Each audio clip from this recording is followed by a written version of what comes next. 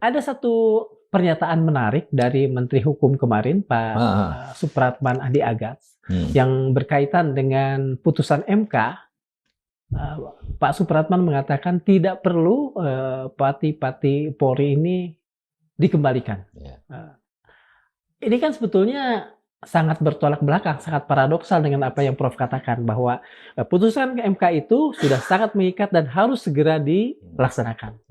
Bagaimana Prof melihat perkembangan terakhir ini? Jadi menurut Undang-Undang Dasar pasal 24C itu, Mahkamah Konstitusi itu memeriksa dan memutus yang putusannya bersifat final.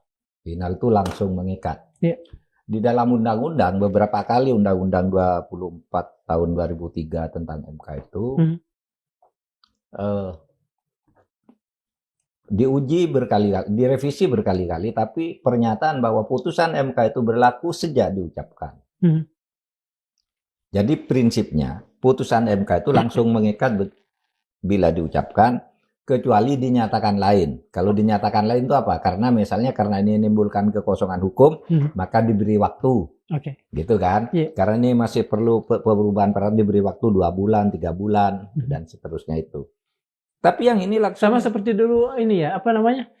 Jabatan Wamen. Iya, jabatan Wamen ya. Diberi waktu 2 tahun kan? Karena apa? Karena situ mungkin masih ada perubahan ADART di BUMN-nya, peraturan pemerintahnya. Dan kalau ini kan langsung.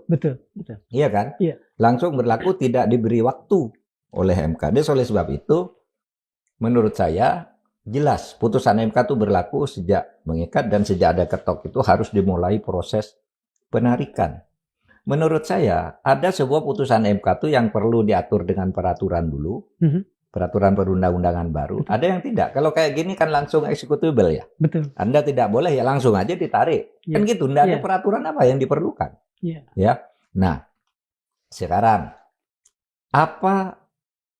bagaimana kita memaknai pernyataan Menkum itu agar bisa masuk akal ke kita bahwa putusan MK itu tidak berurut. Artinya yang sudah diangkat itu sah. Diartikan begini saja. Yang diangkat itu sah sampai ada keputusan. Jadi yang kemarin itu meskipun tidak sah, misalnya itu gajinya sah, pangkatnya sah, dan sebagainya. Tapi begitu diketok palu, menjadi tidak sah kalau diteruskan. Kan gitu.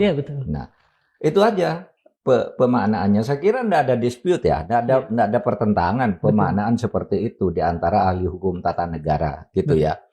Bahwa itu berlaku seketika. Berlaku seketika putusan MK. Jangan dikira misalnya kalau putusan MK itu dianggap sah terhadap yang sebelumnya, itu juga tidak bisa. Misalnya MK memutuskan satu putusan yang sudah sah dibuat oleh KPU, ya kan? Lalu dibatalkan oleh MK, kan berlaku surut. Iya kan? Tidak boleh diteruskan artinya. Tidak boleh diteruskan.